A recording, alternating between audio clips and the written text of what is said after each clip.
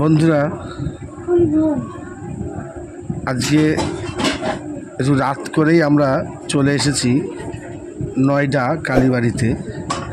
আমরা দিল্লি কালীবাড়ির নাম তো শুনেছি, কিন্তু নয়ডা তো একটি বাঙালিদের বিশেষ কালীবাড়ি আছে, যেখানে মায়ের মূর্তি আছে এবং বিভিন্ন রকম ঠাকুর দেবতার মূর্তিও আছে, এবং একটা লাইব্রেরির মতন এখানে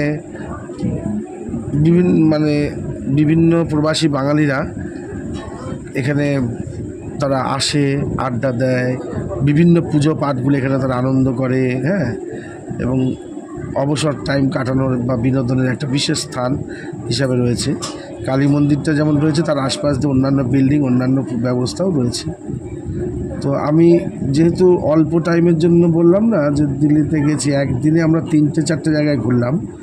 দুপুরে পরে গেছিলাম রাজঘাট, ওখান থেকে গেছিলাম লালকেল্লা, তারপরে যখন দিল্লি গেট গেছিলাম, ইন্ডিয়া গেট, তো সে সময়ই সন্ধ্যা হয়ে গেছিল অলরেডি।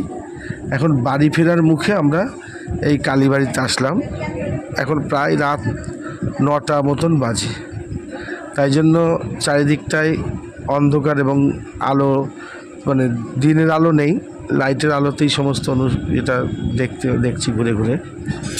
দিনে আসতে পারলে আরও সুন্দরভাবে এটা তোলা যেত, কিন্তু সময় হবে না। আগামীকাল ট্রেন ধরবো বাড়ি ফেরার জন্য, ওই জন্য রাত্রেই একটু ঢুকে গেলাম, জব খোলা আছে নাকি দেখি। তা দেখলাম হ্যাঁ, খোলা আছে, এবং এই গরমের রাত্রে প্রবাসী বাঙালিরা এখানে এখনও বেশ কিছু জন রয়েছে যারা আড্ডাই আর কিতে মেতে আছে, গল্প গুজব করছে। আসলে খুব গরম, তো ঘরে ঢুকতেও যেন ইচ্ছা করছে না, এরকম ব্যাপার। তো আমি গেলাম, কিন্তু একটা দুর্ভাগ্যের ব্যাপার আমার, যে মায়ের মূর্তিটা দেখতে পেলাম না। কারণ হচ্ছে অঙ্গরাগ হচ্ছে মায়ের, হ্যাঁ। আমি এইখানটা মায়ের মূর্তিটা নেই, ছবিটা রয়েছে, ঠাকুর রামকৃষ্ণদেব সারদা মা রয়েছেন, এই যে দেখুন সব রয়েছে, কিন্তু মূল যে মায়ের যে মূর্তিটা, ওইটা পাশের ঘরে রয়েছে। ওখানে অঙ্গরাগ চলছে মায়ের। সিসিটিভি ক্যামেরায় একটুখানি দেখলাম যে ওই ঘরের ছবিটা এসে টিভিতে পড়েছে, তার মধ্যে একটুখানি দেখতে পেলাম মায়ের মূর্তির সাইজটা কীরকম কী। যাই হোক, এবার অনেকেই দেখছেন যে কী ব্যাপার, এ ছেলেটিকে ছবি তুলছে। তো আমি তাদেরকে বললাম যে আমি এখানে বেড়াতে এসেছিলাম, তাই আসলাম আপনাদের এই প্রবাসী বাঙালিদের এই একটি বিশেষ উল্লেখযোগ্য স্থানটি দেখতে, হ্যাঁ। তো তারা বললো বেশ আসুন, বসুন। তো বসার সময় তো ছিল না, খুব সামান্য সময় ঘুরে দেখলাম, হ্যাঁ। এই দেখুন, এখানে দুটো বোর্ডের আমি ছবিও তুলে এনেছি।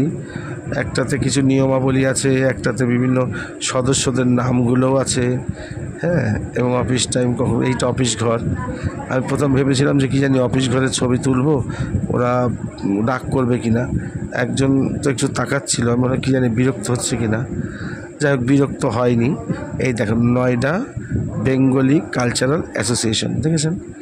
এইটা আমি তুলে নিয়ে আসলাম এই কারণে যে আমরা দেখতে পারবো যে ওখানে কীভাবে কী চলছে, কত বাঙালি আছে। এবং তবে এখানে যে কজন বাঙালি আছে, যে কজনই সব নয়, আরও বাঙালি আছে, তবে যারা সংঘবদ্ধভাবে এটার মধ্যে রয়েছে তাদের নামগুলো এখানে রয়েছে। অনেকেই আছে হয়তো কোনো সোসাইটির সঙ্গে যুক্ত নয় বা সঙ্গের সঙ্গে যুক্ত নয়, তাদের কথা আলাদা। ঠিক আছে, থ্যাংক ইউ।